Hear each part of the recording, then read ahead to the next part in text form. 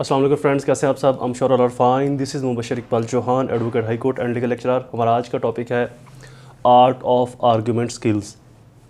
अगर आप लॉ की प्रैक्टिस करते हैं, आप किसी ट्रिब्यूनल के अंदर किसी कोर्ट में पेश होते हैं या किसी भी तरह से आप किसी पंचायत में व्हाट्सएवर, स्पेशली अगर आप कोर्ट प्रैक्टिस करते हैं या कोर्ट्स के मामलात में, थाना कचहरी के मामलात के अंदर आप डील करते हैं, तो इस स्किल्स का आपके पास होना इंतहाई अहमियत का हामिल है। ये एक ऐसी महारत है जिस पर अगर वकील की मजबूत गिरफ्त ना हो तो वो अपना स्ट्रॉन्ग और जीता हुआ केस भी हार जाता है। अगर आपकी इस स्किल्स के ऊपर मजबूत गिरफ्त है तो आप अपना कमज़ोर से कमज़ोर केस भी मजबूत बना सकते हैं। एक बड़ा मशहूर मुहावरा है कि बोलना आना चाहिए। The answer is no. क्या आपको मालूम है कि कामयाब वकील कैसे बनता है? एक कामयाब वकील को ये मालूम होता है कि उसने कब बोलना है, कैसे बोलना है और कितना बोलना है। ये एक कामयाब वकील का बेसिक प्रिंसिपल। ये चीज़ वो सीखता है आर्ट ऑफ आर्गूमेंट स्किल से। इस टॉपिक को मैंने 3 पार्ट्स के अंदर डिवाइड किया है, रूल्स, टेक्निक्स एंड प्रिंसिपल। पहला रूल हमारे पास है now the case and now the law. एक बड़ा मशहूर मुहावरा है कि नाउ द लॉ और नाउ द जज। There is absolutely right, but now the case is most important first, second now the law, third now the जज। जज क्या कहता है उस कानून के ऊपर, उसकी क्या राय है। जैसे अक्सर आप मीडिया के ऊपर देखते हैं, एक ही टॉपिक सुप्रीम कोर्ट के अंदर केस लगता है, उसके ऊपर जज की राय कुछ और है, दूसरे जज की राय कुछ और है, क्योंकि जज भी ह्यूमन बीइंग है, इंसान है, तो उनकी भी इंसानों वाली सोच है। अब सोच के अंदर एनालिटिकल थिंकिंग भी होता है, क्रिटिकल थिंकिंग भी आता है। तो एक शख्स का एंगल ऑफ थिंकिंग कुछ और है, दूसरे शख्स का एंगल ऑफ थिंकिंग कुछ और है, तो लिहाजा आपको जज का माइंड पढ़ना भी आना चाहिए। ये चीज़ कैसे पॉसिबल होगी, ये भी हम इस लेक्चर में डिस्कस करेंगे कि आप जज के माइंड को कैसे ऑब्जर्व कर सकते हैं, पहचान सकते हैं, समझ सकते हैं कि जज इसके ऊपर क्या चाहता है। तो first rule, now your case, अपने केस को जानना, लॉ को जानना और जज को जानना इंतहाई ज़रूरी है। Second rule, be respectful of court and opposite council. Court के लिए और अपोजिट काउंसिल के लिए आपका बाइज्जत होना और उनको इज्जत देना बहुत ज़रूरी है। अपने केस में अपने लिए अगर आपने रिलीफ लेना है तो, और अगर आपका ये रिलीफ लेने का तसलसल लंबा चले, अगर आप ये चाहते हैं कि मैं एक आधे केस में रिलीफ ना लूँ, मैं by the argument long lasting relief लेता रहूँ कोर्ट से, तो फिर आपको ये पैटर्न अडॉप्ट करना पड़ेगा, चाहे जज आपके खिलाफ भी क्यों ना चला जाए। जज को आपने डिसरिगार्ड, डिसरिस्पेक्टफुल नहीं करना। Be clear and concise language.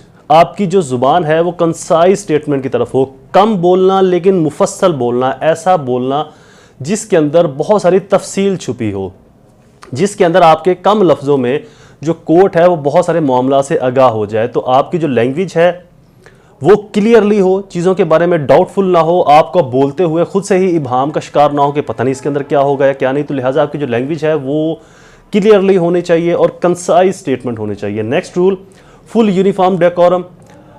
Another rule, be organised of your case and further rule, avoid emotional appeals most important है। आमतौर पर मैंने अक्सर अपने केसेस में देखा कि मेरे अपोजिट काउंसिल में या कभी कोर्ट में बैठे हैं तो कोई वकील साहब आते हैं और जज को कहते हैं सर मेहरबानी मिन्नत है तरला जी, सर तुसा बस मेहरबानी कर दो, सर ताड़ी मिन्नत जी।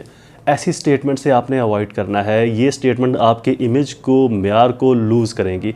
इमोशनल अपील्स नहीं करनी। आपने जो अपील भी करनी है वो भी आपने लॉ के दायरे में या जजमेंट्स के दायरे के अंदर रहकर आपने अपील करनी कि जनाब अगर आप ये काम नहीं कर रहे तो लॉ आपको इससे रोकता है, जजमेंट इसके ऊपर वाज़ेह है कि आप मुझे ये रिलीफ देने के पाबंद हैं। आगे हमारे पास आता है टेक्निक्स का टॉपिक जो कि मोस्ट इंपॉर्टेंट है। First technique, story wise telling. याद रखें, जब भी आप अपने केस को रिप्रेजेंट करना है उसको आपने बोरिंग स्टाइल में रिप्रेजेंट नहीं करना। जैसे कि अगर मैं अपनी बात करूं तो मैं अपने केस के कुछ पोर्शंस बना लेता हूं कि ये फर्स्ट पोर्शन है, मिडल और ये लास्ट पोर्शन है। उनमें से किसी एक पोर्शन को मैं प्राइमरी पोर्शन का नाम देता हूँ, किसी को सेकेंडरी और किसी को लास्ट पोर्शन या थर्ड पोर्शन का नाम। प्राइमरी पोर्शन में वो रखता हूँ जो कि मोस्ट इफ़ेक्टिव पोर्शन होगा, जो जज को सुनने में मज़ा आएगा या उसके अंदर कोई नई बात या नई चीज़ है, जहाँ से जज को लगे कि ये केस जो है ये इस जो रिलीफ मांग रहा है ये इसके लिए बनता है। तो ऐसे पोर्शन को मैं हमेशा प्राइमरी पोर्शन के अंदर रखता हूँ। जब भी आप अपने केस को रिप्रेजेंट करना है तो उसको आपने स्टोरी वाइज बयान करना है, टुकड़ों में बयान नहीं करना कि एक लाइन यहाँ से बोली। अगर आपका बेल का केस है या मर्डर ट्रायल है या कोई भी ट्रायल या सिविल केस है तो दूसरी लाइन आपके कहीं और से बोल रहे हैं, तो जज भी समझ ही नहीं आ रहा कि मैं क्या मतलब ये बात। तो जो भी आपने बात स्टार्ट करनी है उसकी एंडिंग प्रिसाइजली करनी है। एक स्टोरी वाइज आपने अपनी बात को कन्वे करना है जज के सामने। Next technique, anticipate objection and counter argument. मैं हमेशा इस चीज़ को फॉलो करता हूँ।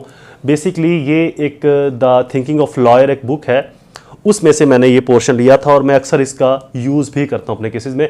जब भी मैं किसी केस को तैयार करता हूँ तो उसके अंदर मैं एक तो वो आर्ग्यूमेंट बनाता हूँ जो मेरी अपनी फेवर में है, उन आर्ग्यूमेंट के अंदर से एंड उस फैक्ट में से जो आर्ग्यूमेंट एंटीसिपेटेड ऑब्जेक्शंस हैं या काउंटर आर्ग्यूमेंट्स हैं, मैं उनको भी लिखता हूं कि मुखालफ वकील इसके अंदर कौन से आर्ग्यूमेंट मेरे सामने या मेरे खिलाफ अदालत में पेश कर सकता है। अच्छा, जब मैं वो आर्ग्यूमेंट लिख लेता हूं देन उनके फिर से मैं आंसर लिखता हूं। इससे फायदा ये होता है कि सर्टनली जब कोई क्वेश्चन मुझे सुनने को मिलता है या इमीडिएट कोई क्वेश्चन मेरे पास आता है तो मैं ऑलरेडी मेंटली प्रिपेयर होता हूं उसका जवाब देने के लिए। तो इससे सबसे बड़ा रिलीफ मिलता है कि उसी वक्त जब एक क्वेश्चन का ऑब्जेक्शन प्रिसाइजली आ जाएगा, तफसील मुफस्सल के साथ, जो एंटीसिपेटेड क्वेश्चन है या एंटीसिपेटेड जो आर्ग्यूमेंट है मुखालिफ वकील का, उसका मैं जब कोर्ट को सेटिस्फैक्ट्री आंसर उसी वक्त दे दूंगा तो कोर्ट का एक माइंडसेट बन जाएगा कि मैंने इस बंदे को या इस पार्टी को रिलीफ देना है क्योंकि इसके पास सेटिस्फैक्ट्री आंसर है। बेसिकली जज ने मुतमईन होना है कि मैं क्यों आपको रिलीफ दूं, मुझे मुतमईन करें, या मैं क्यों आपकी फेवर में फैसला करूं, मुझे मुतमईन करें। तो आपने जज को मुतमईन करना। ये तमाम जो टैक्टिक्स हैं ये जज को मुतमईन करने के लिए अपनाए जाते हैं। तो लिहाजा मैं ये एंटीसिपेटेड आर्ग्यूमेंट जो होते हैं, ये एंटीसिपेटेड जो रिलीफ्स होते हैं, इनको बहुत ज़्यादा फॉलो करता हूँ। इनफैक्ट अगर मैंने अपने केस में जो आर्ग्यूमेंट शीट के ऊपर अपने आर्ग्यूमेंट बनाए हैं तो उनके तादाद अगर 10 है तो कम से कम 20 आर्ग्यूमेंट मैंने एंटीसिपेटेड बनाए होते हैं कि अगर मैं इस केस में मुखालिफ वकील होता तो मैं कौन कौन से क्वेश्चन करता और मुखालिफ वकील कौन से आर्ग्यूमेंट करेगा, उसके क्वेश्चन कौन से होंगे और मैं उनके मुमकिन क्या क्या जवाब दे सकता हूँ। तो मैं इसके ऊपर बहुत ज़्यादा फोकस करता हूँ एंटीसिपेटेड ऑब्जेक्शंस के ऊपर। नेक्स्ट हमारे पास टेक्निक है बी प्रिपेयर क्वेश्चन ऑफ जज। उस केस के अंदर मुमकिन तौर के पर जज के क्वेश्चन कौन कौन से हो सकते हैं उनको भी आपने प्रिपेयर करना है ऑलरेडी पहले ही, और सर्टनली जज कौन से क्वेश्चन पूछ सकता है इस केस के अंदर तो वो भी आपने कॉमन सेंस के साथ इमीडिएट विद इफेक्ट आपने उनके आंसर करने, उनके ऊपर सोच विचार में जाना। तो लिहाजा जब आप अपनी एक आर्गूमेंट शीट तैयार करते हैं तो आपके लिए ये बहुत ज़्यादा आसानी हो जाती है। यूज़ ऑफ विजुअल एड्स, आप अपने किसी टैबलेट के ऊपर, किसी लैपटॉप में या अपने मोबाइल के अंदर कोई वीडियो बनाकर भी पेश कर सकते हैं कि जी वक़ुआ ऐसे हुआ था या ऐसे मुमकिन तौर के ऊपर हो सकता है, या किसी बतौर वीडियो एविडेंस को भी आप कोर्ट के अंदर फॉर द सेकेंडरी आर्ग्यूमेंट या सेकेंडरी एविडेंस के तौर के ऊपर उसको पेश कर सकते हैं। नेक्स्ट हमारे पास जो है वो प्रिंसिपल, नेक्स्ट पार्ट जो हमारे पास है वो है प्रिंसिपल। इसके अंदर वही चीज़ मैं आपको पहले, इसके अंदर जो मेन चीज़ है वो है प्रिपरेशन। आपने अपने केस को फुली प्रिपेयर करना है, उसके हर पॉइंट से, हर एंगल से बार बार अपने केस को आपने पढ़ना है। इंटेग्रिटी, आपने अपनी इंटेग्रिटी के ऊपर, कोर्ट की इंटेग्रिटी के ऊपर, अपोजिट काउंसिल की इंटेग्रिटी के ऊपर और जो मुद्दईयान या जो उस केस में लोग हैं उनकी इंटेग्रिटी के ऊपर आपने ना तो क्वेश्चन उठानी है ना ही क्वेश्चन उठने देना है। Next principle, use persuasive language. आपने शानदार और कंप्रीहेंसिव ज़ुबान का इस्तेमाल करना है।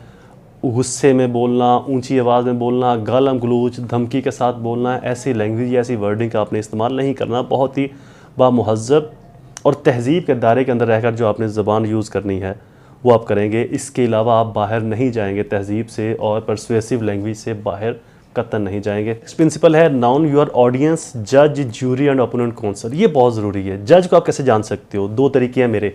मैं उस जज की जिसके पास मेरा केस लगा हो उसने इससे पहले कौन कौन सी जजमेंट्स दी हैं या ऑर्डर पास किए हैं, अगर सिविल जज है या सेशन जज है तो उसने किन किन केसेस के अंदर किस तरह के ऑर्डर दिए हैं। मैं कोशिश करता हूँ मैं उन ऑर्डर्स को ज़रूर पढ़ लूँ उसके पास जो केस लगे हो। इससे मुझे जज की थिंकिंग का अंदाज़ा होता है कि वो किसी भी चीज़ को या किसी ख़ास टिपिकल केस को लेकर क्या सोचता है, और उसकी अगर तो आपने सोच के मुताबिक चलना है तो आपको कौन से आर्गूमेंट तैयार करने पड़ेंगे, और अगर आपने उसकी सोच के अंदर कुछ अमेंडमेंट करनी है, बदलाव करना है, तो कितना स्ट्रॉन्ग आर्गूमेंट या स्ट्रॉन्ग जजमेंट होगी जो उसकी सोच को तब्दील कर सकती है। जैसे कि मैं अगर आपको अपनी एक हेबियस पिटीशन का हवाला दूँ तो मेरे पास एक केस आया बच्चों की कस्टडी का। बच्चे बाप के पास थे और माँ ने हेबियस पिटीशन फाइल की और मैं वकील बाप की तरफ से था।